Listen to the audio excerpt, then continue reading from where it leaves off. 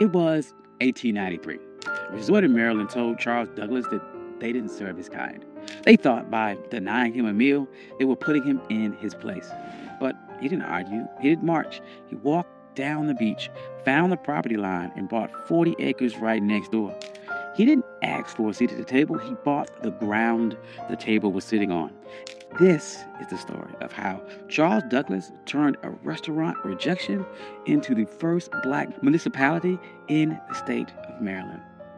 This is One Mike Black History, and if you like stories like this, you can find more stories like this at onemikehistory.com. But without further ado, let's get started. To understand this heist, you have to understand the insult. It was August of 1893. The Chesapeake Bay was the playground for Washington and Baltimore's elite. The system at the time called the place Bay Ridge. It was known as the Queen of Chesapeake. It was a grand hotel, massive boardwalk, and a restaurant that promised the finest dining on the East Coast. Charles Douglas and his wife Laura, they weren't there to make trouble. They were black autocracy. Charles was a high-ranking official at the Treasury Department. He was polished, he was wealthy, and he was a veteran. He walked to his restaurant at Bay Ridge and asked for a table. The waiter did not look at Charles's uniform. He didn't look at his credentials. He just looked at his skin color and said, "We don't serve your kind here." Now, this is the moment where the struggle would usually kick in. The textbook version of this story would tell you how sad Charles was. It would talk about the pain of segregation. But Charles Douglas didn't have time for that. He had a military mind. And he looked around the restaurant and saw white families eating. He saw the owners counting money. And he realized that their business was built on a territorial monopoly. They thought that they owned the prestige of the water. They thought by banning him, they were keeping the luxury for themselves. Charles walked out of that restaurant, but he did not leave the area. He walked down the beach, he crossed the property line, and he stood on the dirt right next to the people that insulted him. He was looking at a 40-acre tract known as Bashir's Farm. It was rugged, overgrown patch of coastline. To the owners of Bay Ridge, it was a waste of space. To the system, it was unimproved land. But to the Colonel, it was the high ground.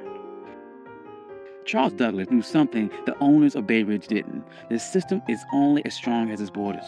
Bay Ridge was a fortress of whiteness, but the walls ended at the property line. If Charles could control the land right next to them, he didn't need their permission to exist. He could create a parallel world that Jim Crow laws or public accommodations could not touch. See, in 1893, separate but equal wasn't even legal doctrine yet. That would not happen for another 3 years with Plessy versus Ferguson. But the private property doctrine was already ironclad. The law of the land said that a man could do whatever he wanted with the dirt that he owned.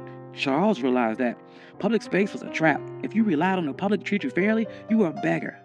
But if you owned the private, you were sovereign.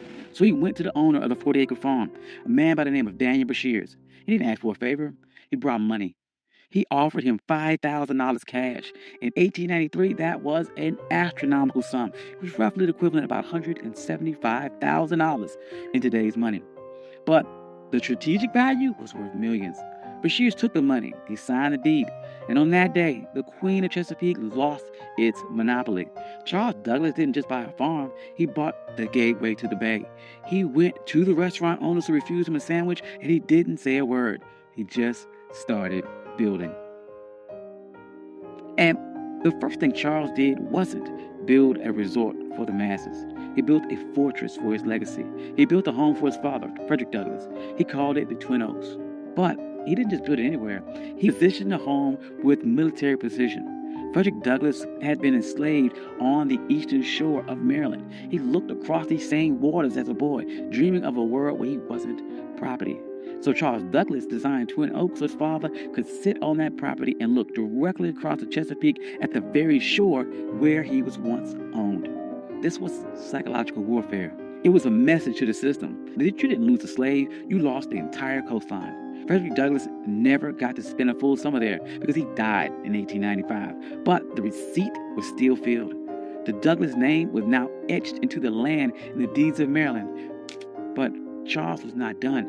He knew that one house was an anomaly, but an entire empire is a network. So he began subdividing the land, and he didn't sell it to just anyone. He targeted the sovereign class. He sold lots to black doctors, black lawyers, black engineers, black poets in D.C. and Baltimore. He created a neighborhood where the white-only signs of Bay Ridge were relevant. By the turn of the century, Highland Beach wasn't just a place to swim. It was a black think tank. Paul Robeson was there. Langston Hughes was there. W.E.B. Du Bois was there. They weren't protesting segregation. They ignored it.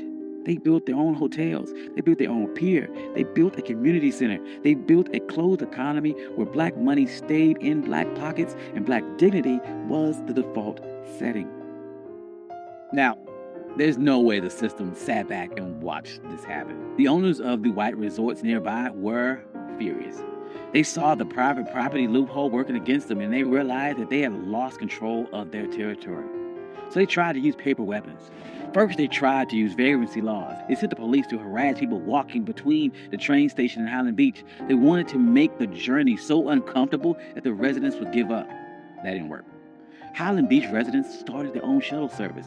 They controlled the logistics. Then the white resort owners tried to use a legal glitch.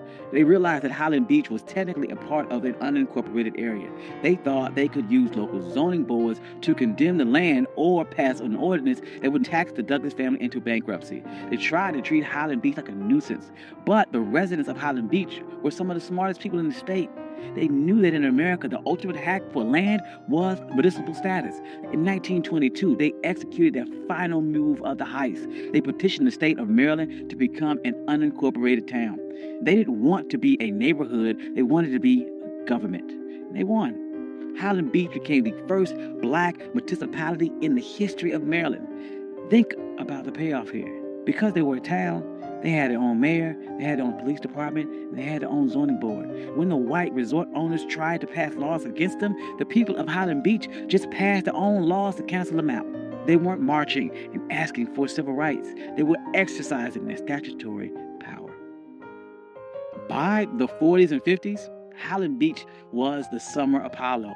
While white Maryland was obsessed with keeping its beaches segregated, Highland Beach was outproducing them culture and social capital. But the winds, they are changing, and the system shifted its strategy. In 1964, the Civil Rights Act passed and the public accommodations were integrated. On paper, this was a victory. But in a world of real estate and sovereignty, it was a Trojan horse. The system realized it could not keep black people out of the water anymore, so it decided to make the land too expensive to keep. This is the new Jim Crow. As white developers realized that coastal property was the ultimate asset, they began using tax assessment and eminent domain and environmental regulations to squeeze black families off their land. In places like Hilton Head and Bruce's Beach in California, the system succeeded. They stole land back using the laws that were supposed to protect landowners. But look at Highland Beach today. Still there. It survived the rise of developers. It survives the collapse of other resorts. It survives because Charles Douglas didn't build a charity. He built a closed-loop system. The residents of Highland Beach understood that the land wasn't just for lounging. It was for continuity. They passed these down for generations. They created trust. They created a black culture of holding the line. During the Civil Rights Movement, we get caught up about the seat of the lunch counter. But Charles Douglas reminds us that the lunch counter is just a piece of furniture, and that if someone owns a building, they can always find a reason to move the chair or keep you out. The true power is owning the blueprints. Charles Douglas was told his money wasn't good enough for a meal, and he didn't waste a second trying to change that with his mind. He used that energy to change the map. He proved that when the system closes the door, you can't keep knocking till your fists are bloody. You can buy the hallway. You can buy the entire building. You can buy the entire beach. You can buy the ground that it sits on. And today, Highland Beach stands as a reminder that we aren't just laborers in the American story. We are the engineers of our own exit. Thank you. This is One My Black History. I'm your host, Country Boy. If you like stories like this, you can find more stories like this at onemyhistory.com. Hope you enjoyed this. This is something different. I enjoyed this a lot. Trying to do, once again, more stories about agency, about pattern interrupts, people overcome, and how they took a system that was designed to keep you back and beat it and overcame or outsmarted that system. Hope you enjoyed that. I'd like to thank all my day ones. You guys are amazing. Thank you guys all for coming out. Financial contributors. Oh, yes. And if you don't see your name here, please reach out to me. I'll add your name. I'm sorry. I love you all. Peace.